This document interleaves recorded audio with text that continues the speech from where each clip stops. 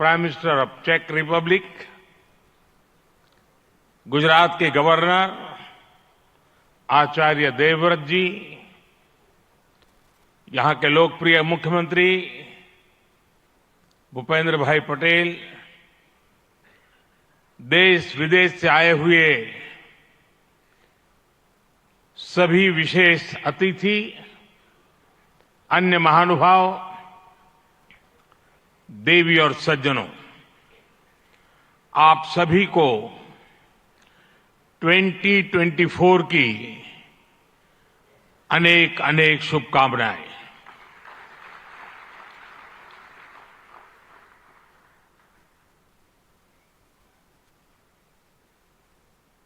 निकट भूतकाल में भारत की आजादी के 75 साल पूरे हुए और अब भारत अगले 25 वर्षों के लक्ष्य पर काम कर रहा है। जब भारत अपनी आजादी के 100 वर्ष मनाएगा, तब तक हमने भारत को विकसित बनाने का लक्ष्य रखा है और इसलिए ये 25 साल का कार्यकाल भारत का अमृत काल है। ये नए सपने, नए संकल्प और नित्य नूतन सिद्धियों का कार्यकाल है। इस अमृत काल में ये पहली वाइब्रेंट गुजरात ग्लोबल समिट हो रही है और इसलिए इसका महत्व और बढ़ गया है। इस समिट में आए 100 से ज्यादा देशों के प्रतिनिधि भारत की इस विकास यात्रा के अहम सहयोगी हैं। मैं आप सभी का स्वागत करता हूं, अभिनंदन करता हूं। फ्रेंड्स, यूएई के राष्ट्रपति मेरे brother his highness Sheikh Mohammed bin Zayed का इस आयोजन में शामिल होना हमारे लिए बहुत खुशी की बात है।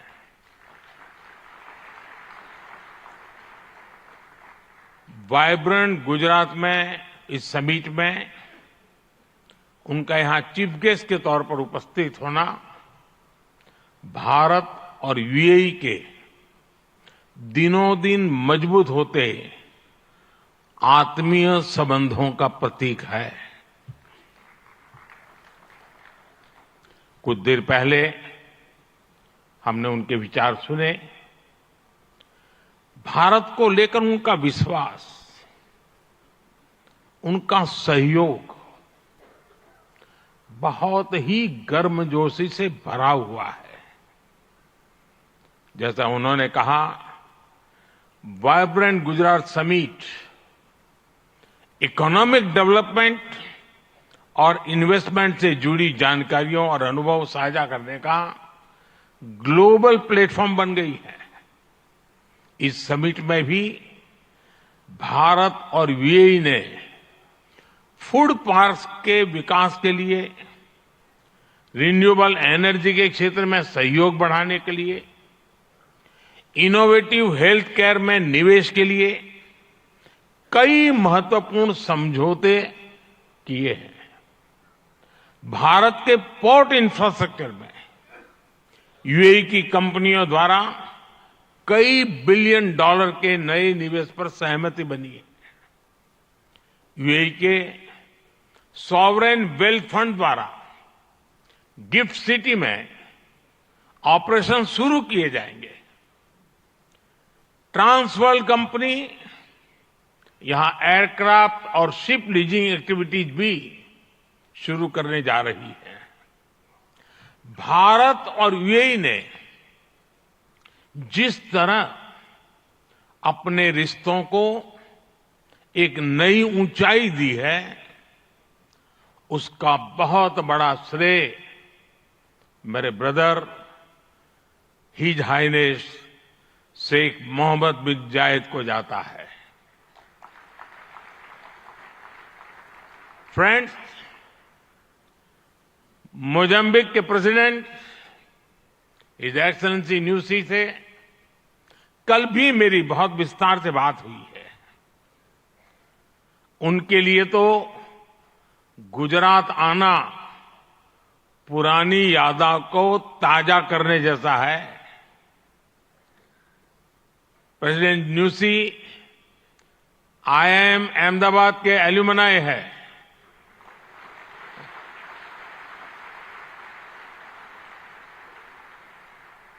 भारत के लिए गर्व की बात है कि हमारी G20 प्रेसिडेंसी में अफ्रीकन यूनियन को स्थायी सदस्यता मिली। प्रेसिडेंट न्यूसी की भारत यात्रा से हमारे संबंधों को तो बल मिला ही है, भारत अफ्रीका के बीच घनिष्ठता और बढ़ी है।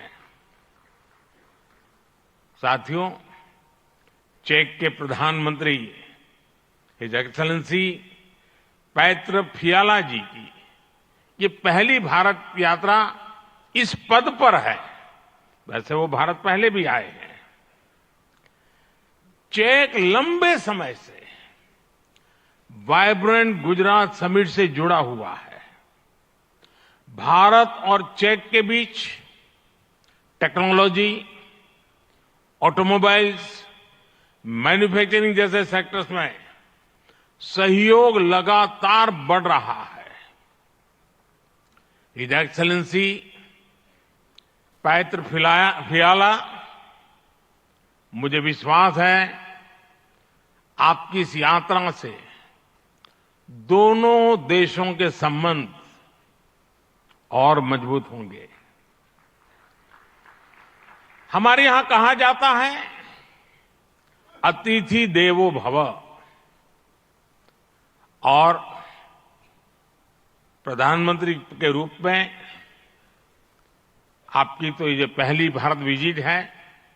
उम्मीद है आप बहुत शानदार यादें लेकर यहां से जाएंगे। फ्रेंड्स, नोबेल लॉरिएट और तिमोर लेस्ते के राष्ट्रपति हिज एक्सेलेंसी रामोस होर्ता का भी मैं भारत में स्वागत करता हूं। हिज एक्सेलेंसी रामोस होर्ता का गांधीनगर आना और विशेष है। आपने महात्मा गांधी के नॉन वायलेंस के सिद्धांत को अपने देश के स्वातंत्र संग्राम से जोड़ा है। आसियान और इंडो पैसिफिक क्षेत्र में तिमोर लेस्ते के साथ हमारा सहयोग बहुत अहम है। फ्रेंड्स, कुछ समय पहले ही वाइब्रेंट गुजरात ग्लोबल समिट को 20 वर्ष पूरे हुए हैं। बीते 20 वर्षों में इस समिट ने नए आइडियाज को प्लेटफॉर्म दिया है। इसने इन्वेस्टमेंट्स और रिटर्न्स के लिए नए गेटवे बनाए हैं। और अब वाइब्रेंट गुजरात ग्लोबल समिट की इस बार की थीम है gateway to the future.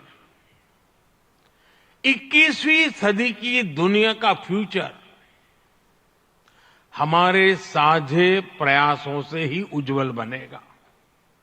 Bharat ने अपनी G20 प्रेसिडेंसी के दौरान भी ग्लोबल फ्यूचर के लिए एक रोडमैप दिया है। वाइब्रेंट गुजरात ग्लोबल समिट के इस एडिशन में भी इस विजन को और आगे बढ़ा रहे हैं। भारत I2U2 और दूसरे मल्टीलेटरल ऑर्गेनाइजेशन के साथ पार्टनरशिप को लगातार मजबूत कर रहा है। One world, one family, one future का सिद्धांत विश्व कल्याण की अनिवार्य आवश्यकता है। फ्रेंड्स, आज तेजी से बदलते हुए वर्ल्ड ऑर्डर में भारत विश्व मित्र की भूमिका में आगे बढ़ रहा है।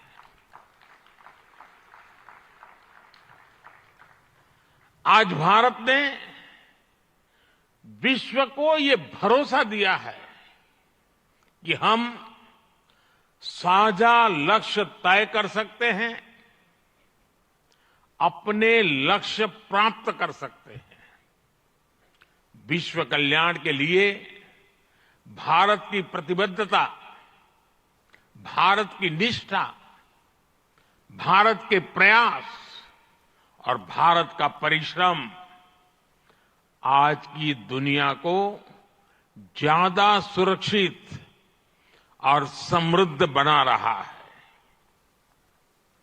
The world looks at India as an important pillar of stability, a friend who can be trusted, a partner who believes in people-centric development, a voice that believes in global good, a voice of the global South, an engine of growth in the global economy, a technology hub for finding solutions, a powerhouse of talented youth, and a democracy that delivers. Friends, Bharat के 1.4 billion लोगों की priorities और aspirations, human centric development पर उनकी आस्था, inclusivity और equality का हमारा commitment, विश्व समृद्धि और विश्व के विकास का बहुत बड़ा आधार है। आज भारत दुनिया की 5th लार्जेस्ट इकोनॉमी है। 10 साल पहले भारत 11th पर था। आज दुनिया की हर प्रमुख रेटिंग एजेंसी का अनुमान है कि भारत अगले कुछ वर्षों में दुनिया की टॉप 3 इकोनॉमी में जाएगा।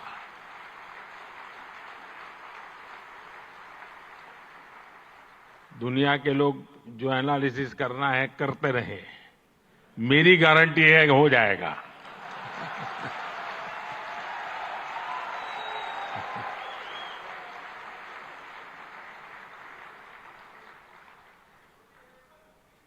एक ऐसे समय में जब विश्व अनेक अनिश्चितताओं से घिरा हुआ है, तब भारत दुनिया में विश्व की एक नई किरण बनकर के उभरा है।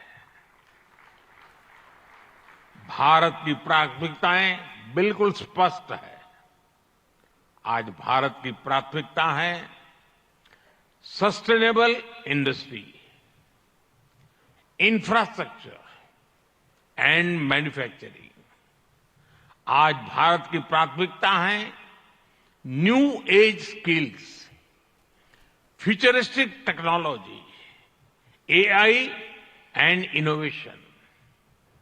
आज भारत की प्राथमिकता है green hydrogen, renewable energy, semiconductors, इसका पूरा इकोसिस्टम। इसकी एक झलक हम vibrant Gujarat global trade show में भी देख सकते हैं। और मेरा तो आग्रह है कि ट्रेड शो जरूर देखें। गुजरात के भी स्कूल कॉलेज के विद्यार्थी जरूर जाएं। कल दिन में मैंने हिज एक्सेलेंसी न्यूसी और हिज एक्सेलेंसी रामोस होर्ता जी के साथ इस ट्रेड शो में काफी समय गुजारा है। इस ट्रेड शो में कंपनियों ने world class state of the art technology से बने प्रोडक्ट्स का निदर्शन किया है। E mobility, startups, blue economy, green energy और स्मार्ट इंफ्रास्ट्रक्चर जैसे ट्रेड शो में एक प्रकार से छाए हुए हैं। ये जितने भी सेक्टर्स हैं, इनमें इन्वेस्टमेंट के लिए आपके पास लगातार नए अवसर बन रहे हैं। साथियों, आप सभी वैश्विक परिस्थितियों से भली भांति परिचित है। ऐसे में आज अगर भारत की इकोनॉमी में इतना रेजिलियंस दिख रहा है, अगर आज भारत की ग्रोथ में इतना मोमेंटम दिख रहा है, तो इसके पीछे बड़ी वजह है बीते 10 वर्षों में स्ट्रक्चरल रिफॉर्म्स पर हमारा फोकस। इन रिफॉर्म्स ने भारत की इकोनॉमी की कैपेसिटी, कैपेबिलिटी एंड कॉम्पिटिटिवनेस बढ़ाने का बहुत बड़ा काम किया है। रिकैपिटलाइजेशन और आईबीसी से हमने भारत के बैंकिंग सिस्टम को दुनिया के सबसे मजबूत बैंकिंग सिस्टम में से एक बना दिया है। ईज ऑफ डूइंग बिजनेस पर जोर देते हुए हमने 40,000 से ज्यादा कंपनीज को समाप्त कर दिया है, कंप्लायंसेस को समाप्त कर दिया है। जीएसटी ने भारत में टैक्स के अनावश्यक जाल को खत्म किया है। भारत में हमने ग्लोबल सप्लाई चेन के डाइवर्सिफिकेशन के लिए बेहतर माहौल बनाया है। हाल में ही हमने 3 FTA साइन किए ताकि ग्लोबल बिजनेस के लिए भारत और अट्रैक्टिव डेस्टिनेशन बन सके। इनमें से एक FTA तो यूएई के साथ ही हुआ है। हमने अनेक सेक्टर्स को ऑटोमेटिक रूट से FDI के लिए ओपन किया है। आज भारत इंफ्रास्ट्रक्चर पर रिकॉर्ड इन्वेस्ट कर रहा है।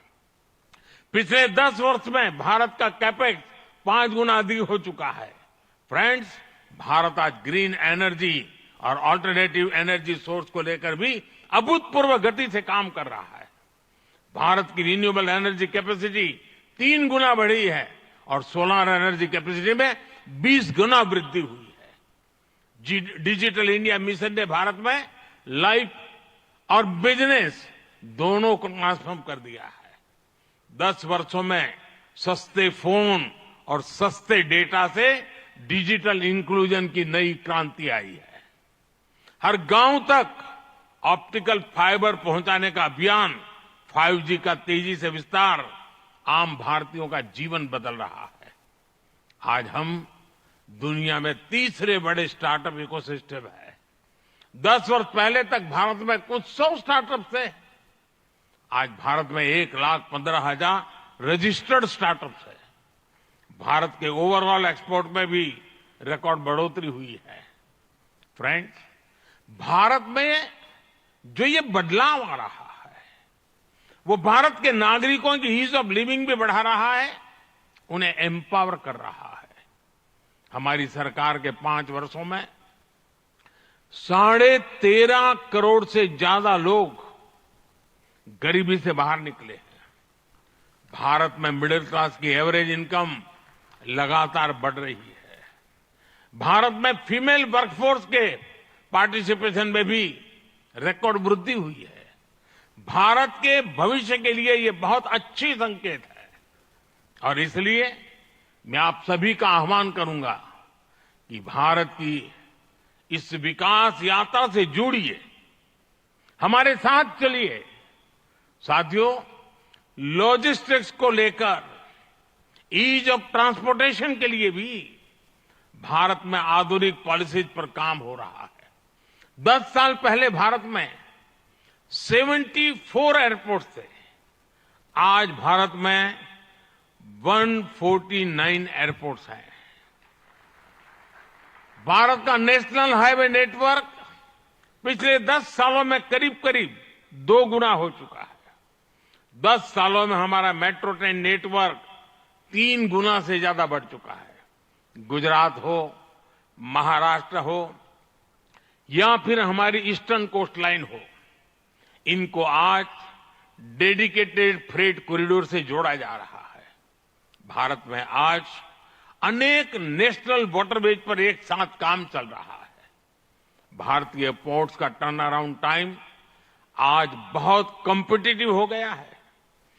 G20 के दौरान जिस India middle east Europe economic corridor की घोषणा हुई है, वो भी आप सभी इन्वेस्टर्स के लिए बहुत बड़ी बिजनेस अपॉर्चुनिटी है।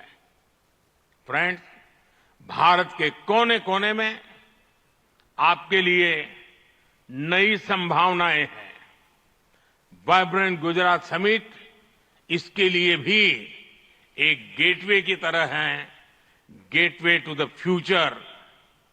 और आप भारत में सिर्फ इन्वेस्टमेंट ही नहीं कर रहे, बल्कि यंग क्रिएटर्स और कंज्यूमर्स की एक नई जनरेशन को भी शेप कर रहे हैं। भारत के एस्पिरेशन से भरी यंग जनरेशन के साथ आपकी पार्टनरशिप को वो रिजल्ट लाकर दिखा सकती है जिसकी आपने कभी कल्पना भी नहीं की होगी। और इसी विश्वास के साथ एक बार फिर आप सभी का वाइब्रेंट गुजरात समिट से जुड़ने के लिए मैं हृदय से बहुत बहुत आभार व्यक्त करता हूं। और मैं आपको विश्वास दिलाना चाहता हूं कि आपके सपने ये मोदी का संकल्प है।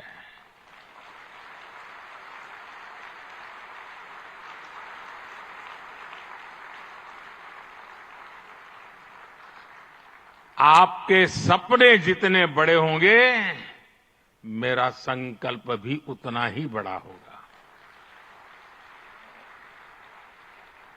आइए, सपने देखने के अवसर अनेक हैं, संकल्प पूरा करने का सामर्थ्य भी मौजूद है। बहुत बहुत धन्यवाद।